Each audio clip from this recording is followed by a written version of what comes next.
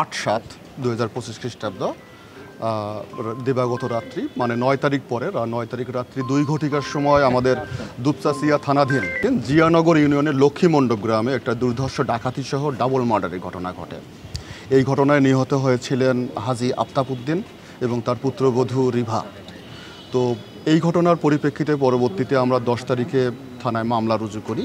এরপর থেকেই এই মামলাটা ইনভলভ হয় আমাদের জেলা গোয়েন্দা শাখা।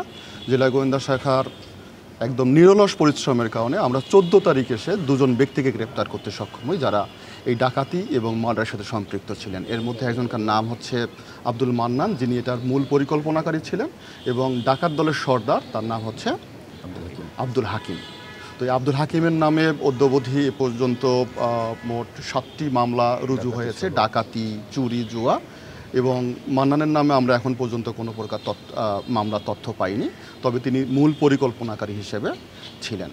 তো তাদের দেওয়া তথ্য মতে পরবর্তীতে প্রথমত আমরা তাদেরকে ঢাকার রমনা কমলাপুর রেল স্টেশন এলাকা থেকে গ্রেপ্তার করতে সক্ষম হই এবং তাদের নিকট থেকে আমরা একজোড়া কানের দুল স্বর্ণের, এছাড়া সিটি গোল্ডের চুড়ি এক জোড়া এবং আংটি সিটি গোল্ডের আমরা উদ্ধার করতে সক্ষম হই। এছাড়াও 7,500 টাকা ছিল।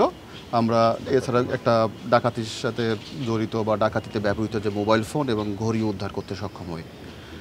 তাদের দেওয়া তথ্য মতে পরবর্তীতে আমরা 14 তারিখ রাত্রে অভিযান পরিচালনা করি এবং 15 তারিখ আজকে সকালে আমরা আরও একজন ডাকাত সদস্যকে গ্রেপ্তার করতে সক্ষম হই কুড়িগ্রাম থেকে।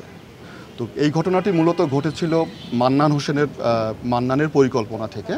তিনি মূলত ডিসিস্ট যে আফতাব উদ্দিন ছিলেন তার সেচ পাম্পে কাজ করতেন।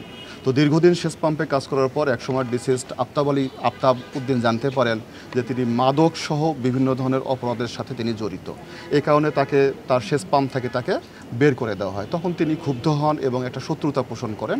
এই শত্রুতার জের ধরে তিনি পরবর্তীতে এই ডাকাত দলকে সংঘবদ্ধ করেন এবং এই নৃশংস ডাকাতি সহ হত্যাকাণ্ড সংঘটিত হয়।